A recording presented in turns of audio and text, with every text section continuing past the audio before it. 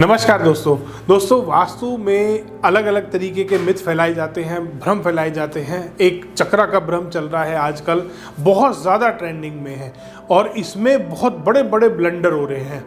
जैसे मैं पहले भी बहुत सारी वीडियोस में बता चुका हूं कि कैसे दिशा देखने से लेकर घर का पूरा वास्तु होने तक कैसे चक्रा एक एक करके हर चीज़ को ख़राब करता है आपके घर की।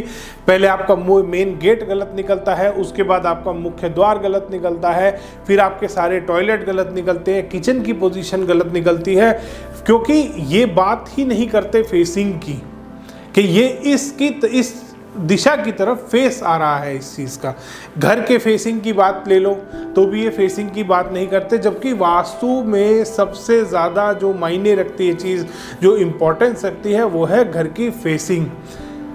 तो आपको इस चीज़ पे बहुत ध्यान देना है। अब मुख्य द्वार की बात आती है। एक अभी थोड़े दिन पहले घर में गया था और भी बहुत सारे पहले भी ये केस आए हैं कि सर हमारी W3 W4 की एंट्री है, कोई कहता है मेरी N2 N3 की एंट्री है, ये N2 N3 ये W3 W4 ये आए कहाँ से हैं दोस्तों? फेसिंग तो जैसे सब लोग भूल ही गए हैं। वास्तु में जो बहुत चीज़ एक काम करती है वो है दिशा, फेसिंग, कि मेरा घर नॉर्थ फेसिंग है, मेरा घर उत्तर मुखी है। मुखी तो सब भूल ही गए हैं। ये चक्रा की लैंग्वेज सबको याद है कि N4 N5 पे एंट्री आ रही है, N3 N2 पे एंट्री आ रही है, ये सबको याद है। अब इसमें बहुत बड़ा एक ब्लंडर हो रहा है। क्या ब्लंडर हो रहा है कि एक आदमी का घर तो नॉर्थ फेसिंग है, नॉर्थ वेस्ट कॉर्नर का गेट है यहाँ पर।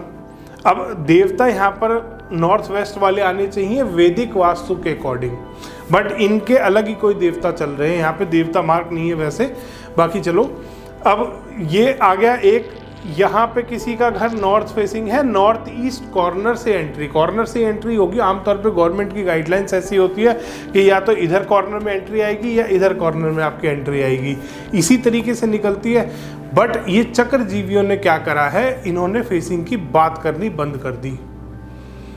इन्होंने आपको क्या याद दिलाया है कि N3 N4 एंट्री गलत है, N5 N6 सही है, कुछ भी अपने इन्होंने नंबर आपको याद। अब ये एंट्री की फेसिंग भुलाई दी है इन्होंने कि north facing, north west corner की एंट्री, यहाँ पर नॉर्थ ईस्ट कॉर्नर की एंट्री है नॉर्थ फेसिंग।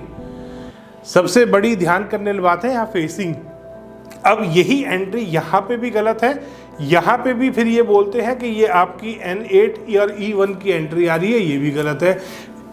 फेसिंग नहीं बताते ये आपको दोस्तों। फेसिंग चेंज होते ही पूरा वास्तु बदल जाता है, क्योंकि वास्तु की जब ग्रंथों की बात करते हैं, जो ग्रंथों में एंट्री बताई गई है, जो 9x9 का पद बनता है, वो पद यहाँ पर अगर ये वाला फेसिंग है तो डिफरेंट रिजल्ट देता है आपको।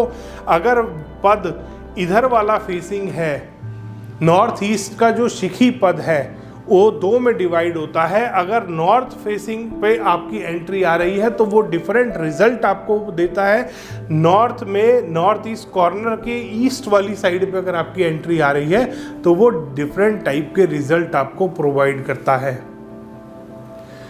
ये इतना बड़ा ब्लंडर है वास्तु में। यही सेम काम ये करते हैं किचन के साथ। किचन में वास्तु के ग्रंथों में ये बात लिखी है कि पूर्व की तरफ फेस करके खाना बनाना चाहिए।